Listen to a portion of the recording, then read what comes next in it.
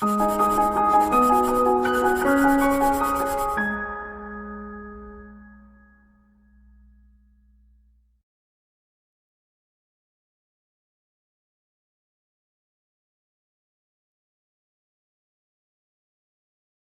friends, welcome to ProTalent and I am Nitin Parmar. I welcome you all to this current affair module. My dear students, there has been a kind of discussion happening across the country about this, you can say, interfaith marriages.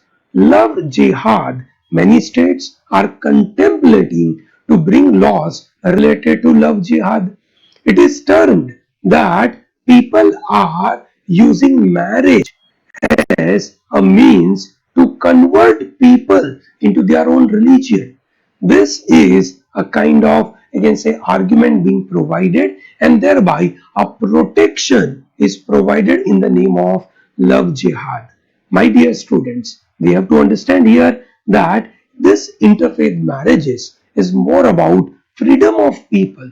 Okay, freedom of adults to decide on their own about their life partners. So this freedom has to be ensured by some laws. So are there any laws? Yes, we will talk about Special Marriage Act in this video. Okay, at the same time, we are also going to discuss about one very famous case called Salamat Ansari case. Okay, so my dear students, in this we can say module of concerns over interfaith marriages, we are going to talk about how this interfaith marriages have evolved, what are the protection being provided, what are the loopholes in the law, and at the end of the day, we will see the observation by Allahabad High Court on Salamat Ansari case. So, my dear students, if you like this video, please put a like button, subscribe to our channel, tell to large number of people to be part of ProTalent. ProTalent के ये जो videos है उनके साथ जो PDF है that is available to you free of cost on protalentdigital.com. I hope it is very clear. Let us start to talk about what do we understand by this interfaith marriages. दोस्तों, over the centuries, the India is governed by, you can say, Hinduism rule. At the same time, we also, you can say, allowed many religion to flourish in our country, whether it is Jainism, Buddhism, or later then the new entrant like Islam and Christianity. We allowed them to flourish. We always believed in pluralistic mindset, but this division of religion, this division of casteism, they have prevailed over a period of time, and thereby there were many laws to be made about such kind of social stigma attached to casteism, social stigma attached to religion part, social stigma attached to interfaith marriages. Okay, so we made various laws, but still these are the social stigma, the bad things are still prevalent. Various states in today's time they are contemplating this love jihad related laws. Now as we are progressing, it is a kind of paradox in our society that we are progressing, we are becoming more and more educated, we need to become more liberal, but in opposition to that, by more knowledge, by more information, we are actually becoming very rigid on our casteism, our religion aspect. So, thereby, there is a need to make laws over interfaith marriages, okay, to protect them if they directly violates the rights of people, such as the right to freedom of choice, personal liberty, right to life. So, there has to be law. However, we have to understand that, you can say, freedom of choice of life partner is a fundamental right. Okay, so I'm sure you understand this. So what do we mean by interfaith marriages? A matrimonial relationship between two adult individuals having different religious faith. Simple. That is called interfaith marriages. I think that is very much known to you.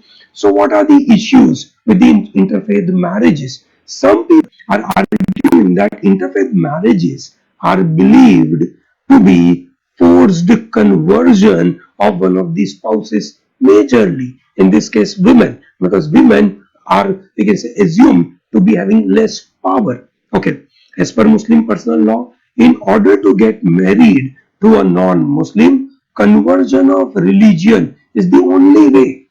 Okay, so therefore, if someone from non-Muslim background is marrying with a Muslim person, then that marriage has to be accepted by a Muslim personal law. The need is the person from a different religion must convert to Islam.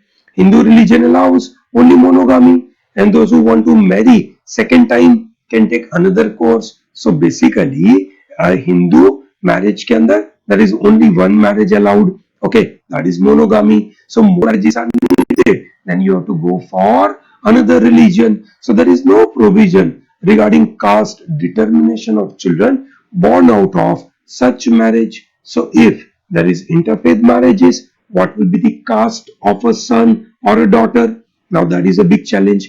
Now here the solution is Special Marriage Act 1954, but the Special Marriage Act is not compatible with the societal requirement. Obviously, society thinks from a little backward perspective, so Special Marriage Act doesn't fulfill that criteria. Okay, we will come back to this article number 226 for, we can say, annulling the interfaith marriage by the High Court. We will talk about it in few minutes. So, what is a Special Marriage Act? It's a special law which enacted to provide for a unique form of marriage by registration.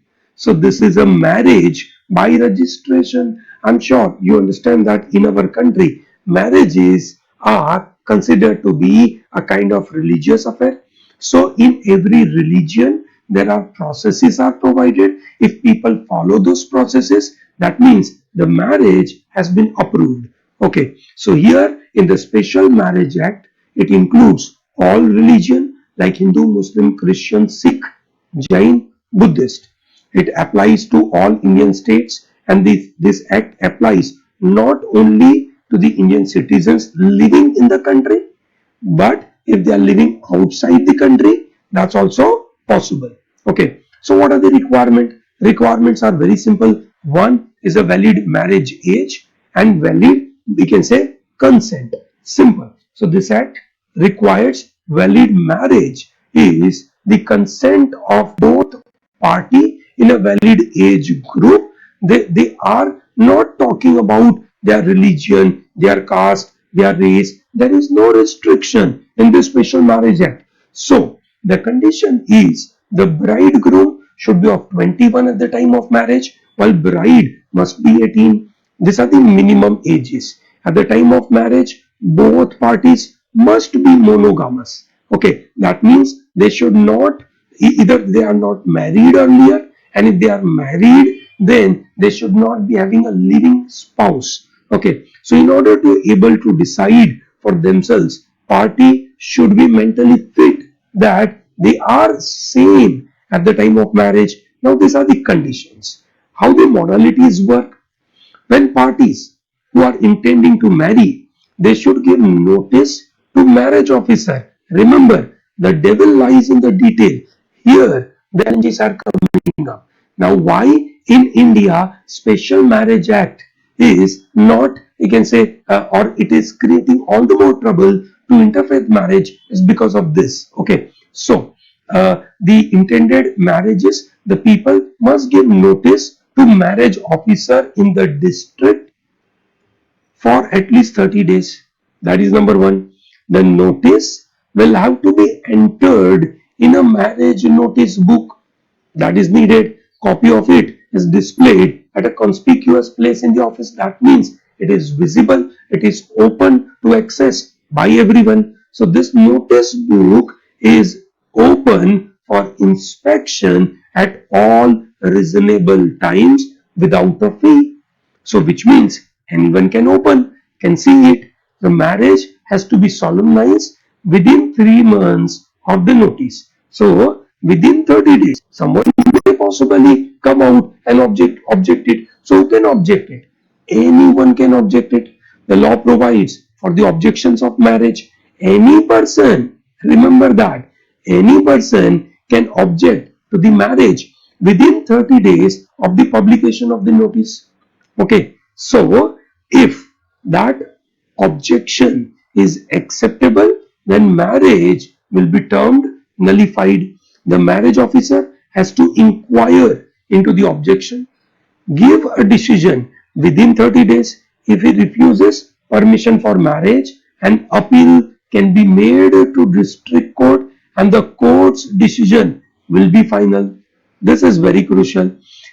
Also, in the Special Marriage Act, it says when a member of undivided family who professes Hindu, Buddhism, Sikh, or Jain religion and gets married under Special Marriage Act, it results into severance from his family. So all family ties are broken. All family ties are broken. ठीक है? Now that is what law itself provides. So this is really a challenging scenario. Anyone can open it. So that means this is becoming a kind of challenge to two consenting adult in their private life. Whatever they want to do, they can't do it because of such kind of restrictions. And that is why a very famous case came into India. This is in UP. After this love jihad ordinance, Salamat Ansari case came. Salamat Ansari married to one lady. She was Hindu. They married in 2019. After their marriage, the father of the bride filed a case. He filed FIR saying that it is a case of love jihad. Okay, and the marriage happened due to, you can say, this is interfaith marriage and I do not approve of it. So the case went to Allahabad High Court. So Allahabad High Court in this Salamat Ansari case said that religious conversion, even when made solely for the purpose of marriage, constituted valid exercise of person's liberty. Now, given this judgment, this definitely goes against the ordinance which is called love jihad. In love jihad law, they say someone is, you can say, converting from one faith to another faith because of many reasons: fraud, for the money purpose, for some values, including marriage. For the marriage purpose, someone is getting converted from one faith to another. Okay, then that will be termed as a crime under love jihad. Now this is becoming very controversial. In fact, it is untenable against the judgment of Allahabad High Court. I hope you are able to understand this issue. So High Court ruled that freedom to live with a person of one's choice is intrinsic to fundamental right to life and personal liberty. So article number 21 gives this fundamental right to life and personal liberty, and therefore the freedom to live with a person of one's choice is a fundamental right. I hope you are able to understand that. So what are the observations by High Court on this? So this is, remember, this is a judgment given by High Court. So thereby it is more applicable to across the country. In case some other ruling has to be provided, it has to be provided by Supreme Court and no other court. So the observation which we are trying to learn here, they are very important for us. Number one, right to live with a person of his or her choice, irrespective of religion, is intrinsic to article number 21. So that is so basic, so much connected to right to life and liberty. Interference in the personal relationship would constitute serious encroachment in the right to freedom of choice of two individuals. So we can't encroach in their rights, in their liberty. It is their liberty. Okay, courts and constitutional courts in particular were enjoined to uphold the life and personal liberty of individual is guaranteed by article number 21 of our constitution. भाई constitution ने जो चीज आपको guarantee करके रखी है उसी की सुरक्षा हाई कोर्ट और सुप्रीम कोर्ट करेगा. तो अगर आपके पास राइट टू लीव का चॉइस है, यस और नो? अगर वो आपका फंडामेंटल राइट है तो कॉन्स्टिट्यूशन के माध्यम के द्वारा हाई कोर्ट और सुप्रीम कोर्ट उसको भरपूर प्रोटेक्ट करेगी. वी शुड नॉट सी, उनका ऑब्जर्वेशन था that this two individuals as persons belonging to different religion. We don't see from that point of view. We see them as two grown up individuals, ठीक है, who out of their own free will and choice are living together peacefully and happily, ठीक है. Similarly, if the law permits two person even of the same sex to live together peacefully, then neither any individual nor family nor even a state should have any objection. They cannot have any objection. Okay, who out of their own free will are living together. So now there is a possibility that same-sex marriages may be made illegal now. So far they are not legal in India. So far they are not legal in India. There is a possibility that it will be made legal. Okay, out of this judgment, if this right is infringed, it would constitute a breach of fundamental right. Okay, if it is neither the province of state nor of the individual or nor of the family to interfere with this, the individual's ability to control vital aspects of our life includes preservation of decisional authority. They must have authority over their decision. They must have autonomy over their decision in the matter of any personal intimacy like family life, marriage, procreation, home, and sexual orientation. It is up to them.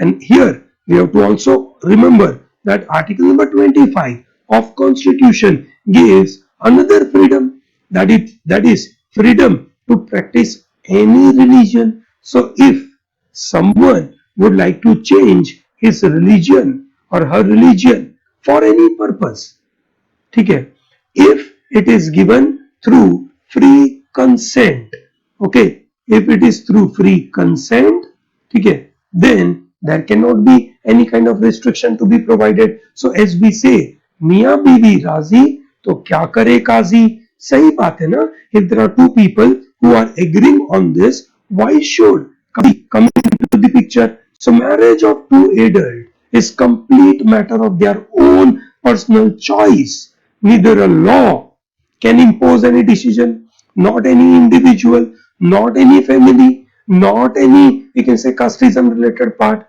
So this freedom of decision shall lie with the person only, and that is what it has to be provided. I hope you are able to understand the various concerns related to this interfaith marriages. Love jihad is an extra legal term. It is an extra legal term, and there is no basis of love jihad as a term to be acceptable in a legal parlance, and thereby there cannot be any law to be made on it. So a kind of, you can say, a wake up call to all these states to make such kind of laws, and they have to ensure that they are going by today's thought processes or not. Okay, I hope the entire idea is very clear to you. If you like this video, please, you can say, subscribe to our channel. To like, you can say, this part is helping us to grow. Okay, so your support will help us to grow, to spread ourselves to large number of people. Okay, so my dear students, you get this PDF on protalentdigital.com. This is available to you on free of cost. Okay, so this is protalentdigital.com. From there you can very well take this PDF. Okay, thank you very much and all the best.